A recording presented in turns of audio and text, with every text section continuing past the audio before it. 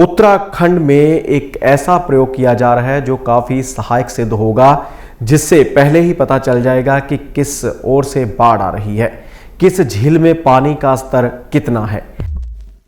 2013 में केदारनाथ मंदिर में बाढ़ आई थी, तो यही कारण था कि भूस्खलन हुआ, वहां से ग्लेशियर पिघलकर नीचे आने लगे और रात को सोए हुए लोगों के ऊपर इस बाढ़ ने अपना कहर ढाया था। यूक्रेन व रूस के दरमियान युद्ध चल रहा है, भारी तबाही हो रही है और दो ऐसे युवा हैं जिन्होंने हिमाचल प्रदेश के धर्मशाला में शादी की है, वो भी हिंदू रीति रिवाजों के मुताबिक। और दोनों, एक का संबंध रूस से है, एक का संबंध यूक्रेन से है।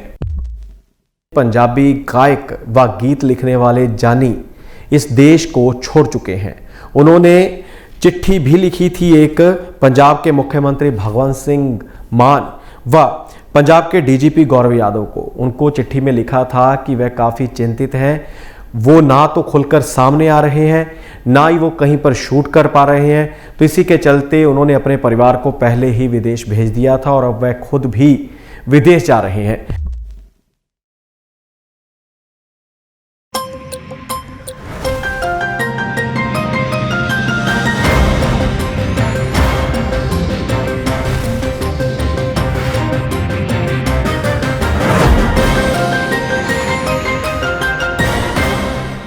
नमस्कार, D5 चैनल हिंदी का खास कार्यक्रम खुलासा न्यूज़ का देख रहे देश विदेश के दर्शकों का मैं धर्मेंद्र संधू स्वागत करता हूं।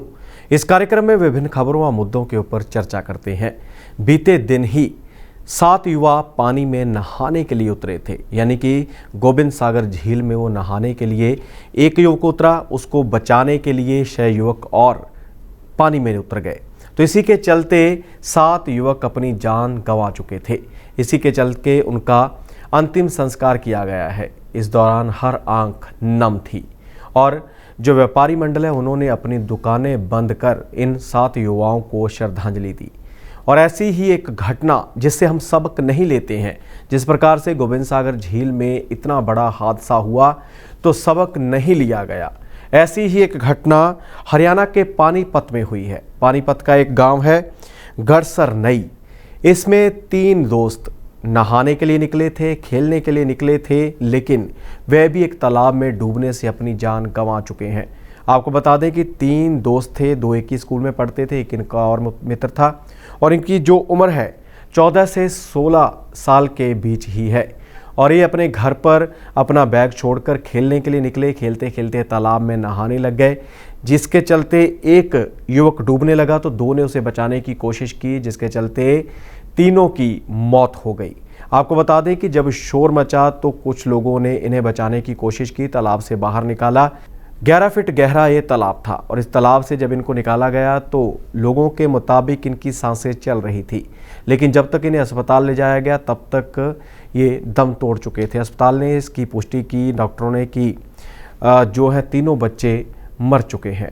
ऐसी घटनाओं से सबक लेने की ज़रूरत है। जिस प्रकार से बड़े हादसे हो जाते हैं, माता पिता को भी अपने बच्चों की, अपने युवा बच्चों की, सबकी गतिविधियों के ऊपर ध्यान रखना चाहिए, नज़र रखनी चाहिए कि उनके बच्चे कहाँ खेलते हैं और उन्हें समझाना चाहिए और सबक लेना चाहिए पहले की घटना से।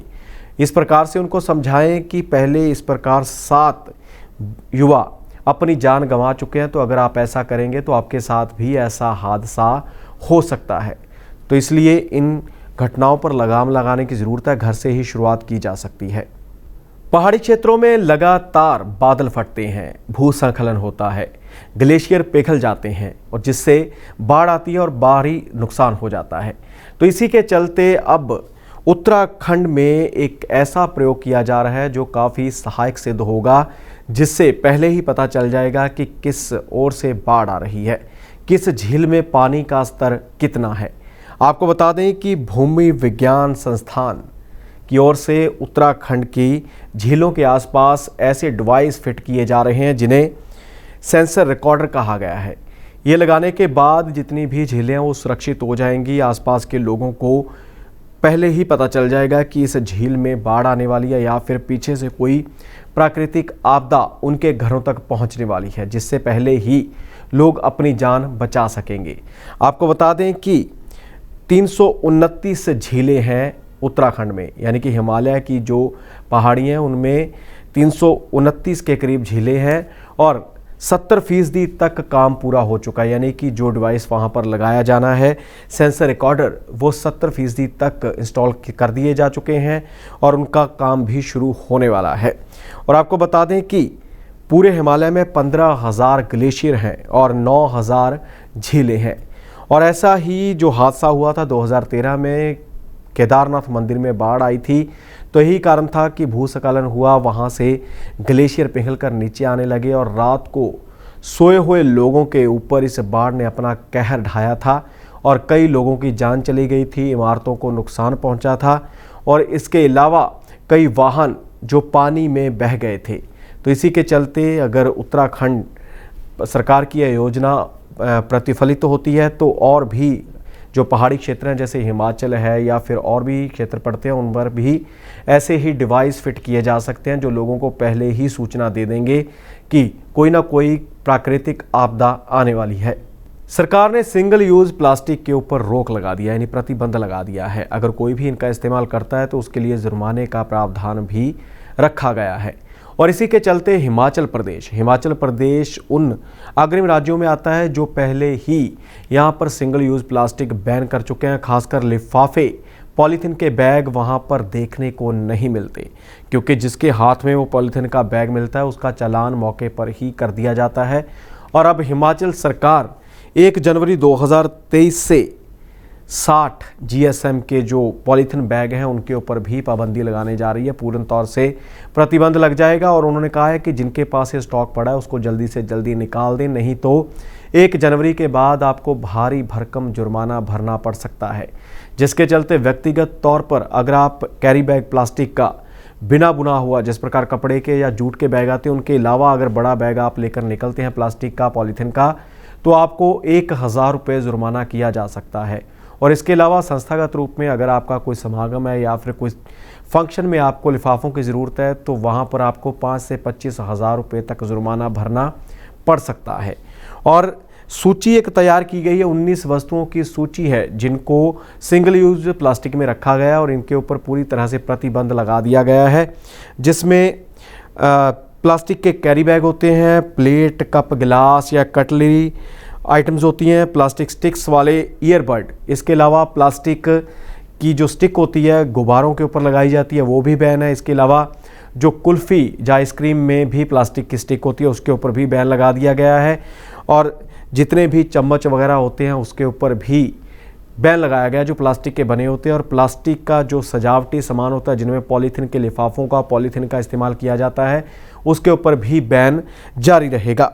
और साथ ही प्लास्टिक के या PVC बैनर होते हैं जो 100 माइक्रोन से कम के होते हैं उनके ऊपर भी बैन लगाया गया है। प्लास्टिक के झंडे नहीं लोग अपने आसपास देख पाएंगे, इसके अलावा रख नहीं पाएंगे। और काफ़ी कुछ और भी है जो 19 वस्तुओं में आता है जो बैन हो चुका है, जिसमें ये कैरी बैग भी आते हैं जो 60 GSM से कम है, यानी 60 ग्राम से कम के जो लिफाफे हैं उनके ऊपर भी बैन लग गया है।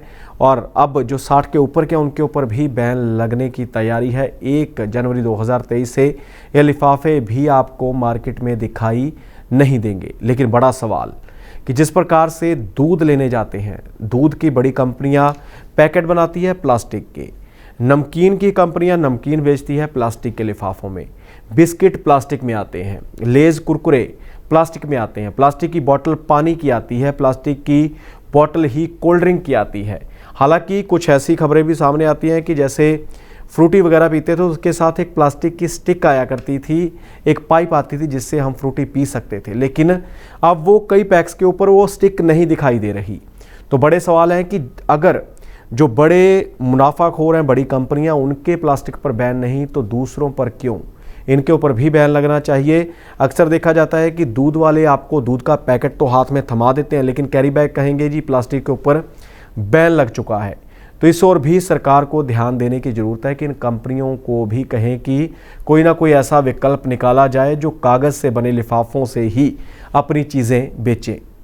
हिमाचल प्रदेश में हुई एक शादी काफ़ी चर्चा का विषय बनी हुई है। चर्चा का विषय इसलिए कि यूक्रेन व रूस के दरमियान युद्ध चल रहा है, भारी तबाही हो रही है और दो ऐसे युवा हैं जिन्होंने हिमाचल प्रदेश के धर्मशाला में शादी की है, वो भी हिंदू रीति रिवाजों के मुताबिक।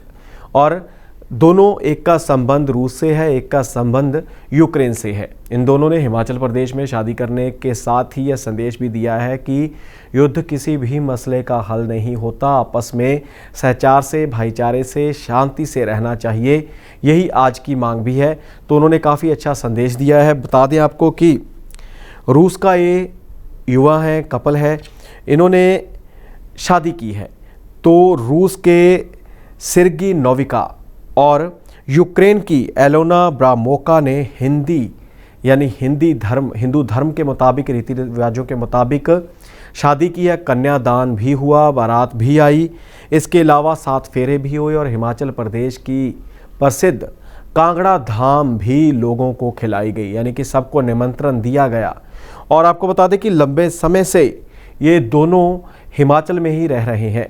हिमाचल के जो है मैक्लोडगंज के धर्मकोट इलाके में ये रहते हैं और इन्होंने अभी शादी कर ली है और नारायण मंदिर दिव्य आश्रम में ये शादी संपन्न हुई है, जो अपने आप में एक मिसाल है कि लोग हमारी भारतीय संस्कृति को किस कदर जानना चाहते हैं, किस कदर उसे प्यार करते हैं, प्रेम करते हैं, उसके प्रति इतनी जानने की जिज्ञासा रखते हैं कि हिंदू धर्म, हिंदी संस्कृति, भारतीय संस्कृति कितनी अच्छी है, कितनी बढ़िया है, यही जानने की कोशिश में लगे रहते हैं। इसलिए सालों साल कितने ही पर्यटक यहाँ पर आते हैं, भारत की संस्कृति के दर्शन भी करते हैं। और अब इस युवा ने, जो यूक्रेन व रूस से संबंधित है, इन्होंने नई मिसाल कायम कर दी है कि विभिन्न देशों के होने के बावजूद भारत में आकर भारतीय रीति रिवाजों के मुताबिक इन्होंने शादी करवाई है।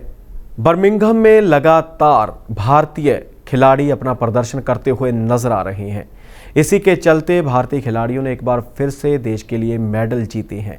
और सबसे बड़ी बात व ख़ास बात यह हुई कि पहली बार लॉन बॉल एक प्रतिस्पर्धा होती है जिसमें एक ज़मीन के ऊपर ग्राउंड में चक्कर बनाए जाते हैं, सर्कल बनाए जाते हैं। उन सर्कल्स के पॉइंट्स होते हैं, उनमें हाथ से ही जो है बॉल है उसको थ्रो करना होता है और जो जिस चक्कर में जाती है उसी हिसाब से उसको पॉइंट्स मिलते हैं।